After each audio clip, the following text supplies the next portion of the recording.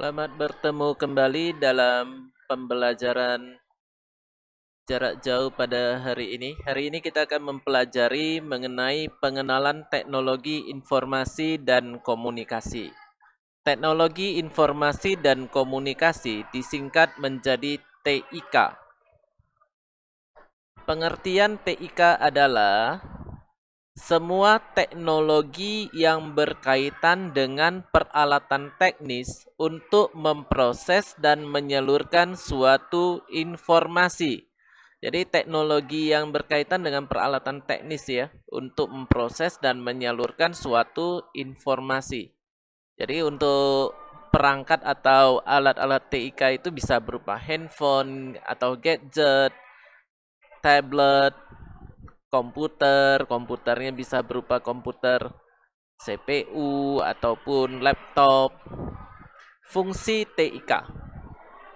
Yang pertama yaitu capture. Capture itu berarti menangkap informasi. Yang kedua adalah processing, yaitu mengolah informasi. Yang ketiga, generating. Generating itu maksudnya membuat informasi lebih terarah. Keempat yaitu storage, menyimpan informasi. Retrieval, membuka informasi yang tersimpan. Kemudian transmission, mengirim informasi. Jadi pertama informasi itu ditangkap dulu atau ditangkap. Kemudian diolah, informasinya diolah. Setelah itu informasinya dikelompokkan supaya lebih terarah. Setelah dikelompokkan maka informasi itu disimpan. Setelah informasi disimpan maka informasi dapat dibuka kembali.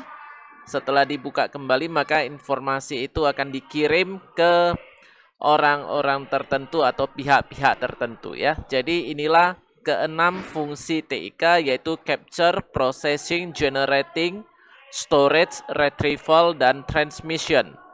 Manfaat TIK. Yang pertama sebagai sarana komunikasi.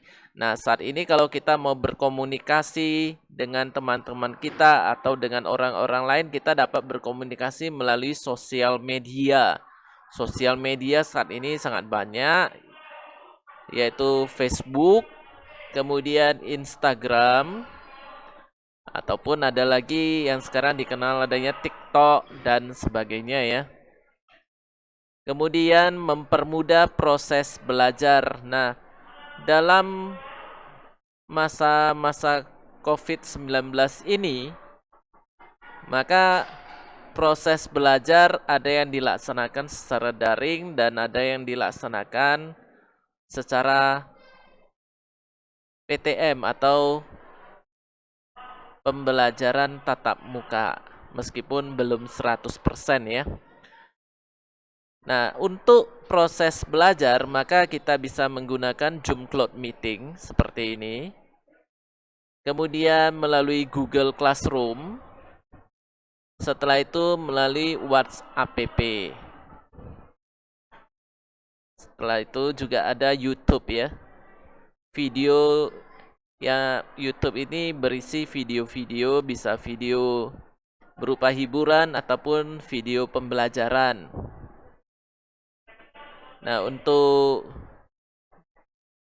Zoom, Google Classroom, dan WhatsApp sudah sering kita gunakan ya. Yang ketiga yaitu untuk media bertukar informasi. Nah, bertukar informasi yaitu kita dapat mengirimkan berita kepada siapapun ya.